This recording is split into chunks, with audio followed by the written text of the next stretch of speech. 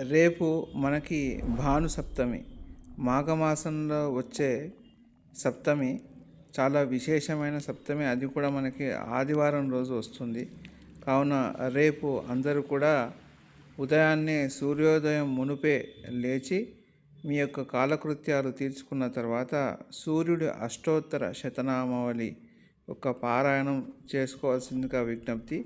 దీనివల్ల మీకు సంపూర్ణమైన ఆరోగ్యము అనేది కలుగుతూ ఉంటుంది. మీకు వీలైతే కొద్దిగా పాయసము చేసి సూర్యునికి నివేదన చేయండి. చాలా అద్భుతమైన ఫలితాలు మీరు చూడగలుగుతూ ఉంటారు. రేపు ఆలయాన్ని సందర్శించడం వల్ల కూడా మీకు విశేషమైన ఫలితం కూడా లభిస్తూ ఉంటుంది.